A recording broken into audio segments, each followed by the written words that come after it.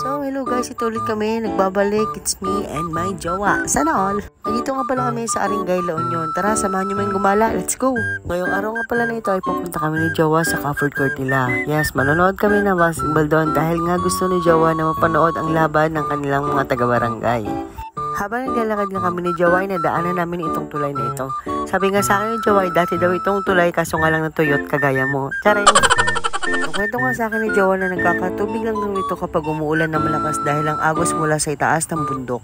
Dito nga sa Aringay, La Union ay napaka-presko ng hangin. Maganda ang tanawin, aliwalas, nakakatanggal stress. Hindi kagaya sa Manila, puro usok, dumi, may ingay, marami pang marites. Hindi nga namin namalayan ni Jowa na malapit na pala kami sa aming pupuntahan. Kwento niya sa akin about dito sa lugar nila sa Aringay. At finally, sa haba-haba nga ng aming nilakad, nakarating na rin kami dito sa cover nila. Grabe, napakalawak at napakaganda pala talaga dito.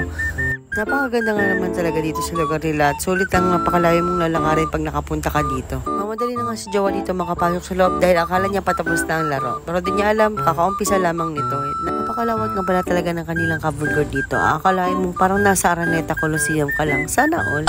Kaya na nga nag-umpisa ng laro. Nagpupustahan niya kami dito ni Jowa kung sino mananalo dahil magkaiba kami ng gustong team. So nung nakashoot na nga yung team niya, tuwan-tuwa siya dito sa part na to. Tignan nyo, panoorin nyo guys.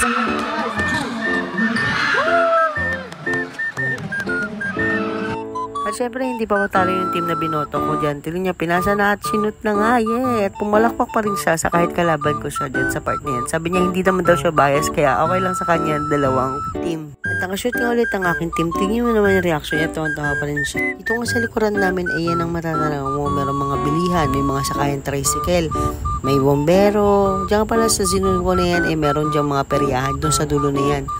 Mga bilihan ng mga juice, kung ano-ano pa. Masarap nga dito, mabubusog ka, magastos nga lang. Marami kang pagpipilian, tignan may maisan, basta marami pa. Pag makapunta nga pala dito ay mabubusog na yung mata mo sa view at mabubusog ka rin sa mga pagkain nila dito. Ito nga pala yung mga pagkain na binibenta nila. Marami po dito mapipilian. May milk teahan dyan, pwede kang pumasok kung gusto mo, bumili ng milk tea. Meron rin naman sila dito ang mga lutong ulam. Kung nagkikrib ka naman ng arroz caldo at mami, pwede kang pumasok dito. Itong pizza, french fries, popcorn, iba pa. May iba't ibang uri ng empanada, mga gawang Ilocos. Mga murang bilihin, french fries, kung ano-ano pa. Yan, siomay.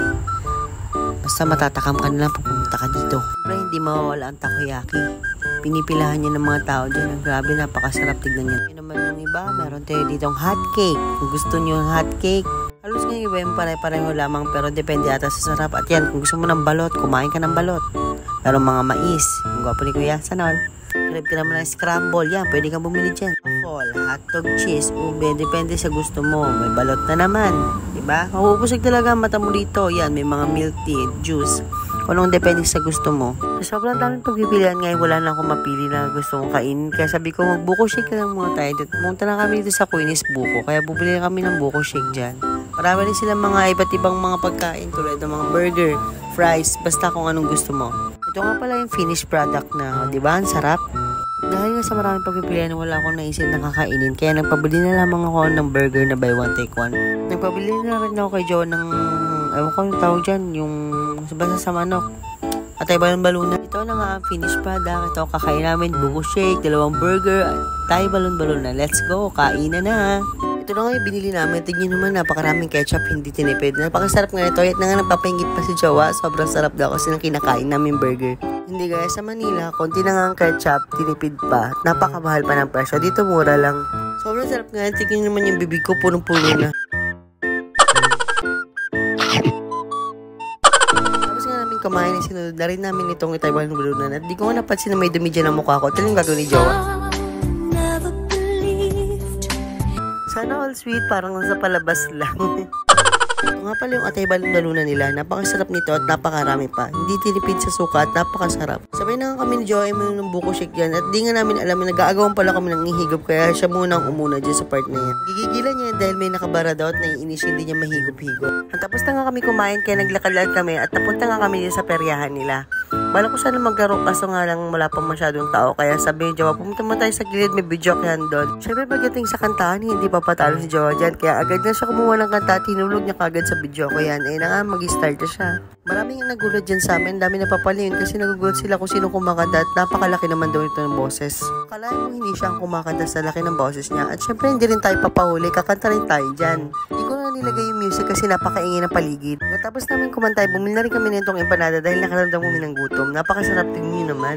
Pagkatapos na namin kumain ito, muli na rin kami pauwi dahil 10 oras na rin ng gabi. Dito na nga lang po pala ang aming video. Maraming salamat sa nanonood. Bye-bye!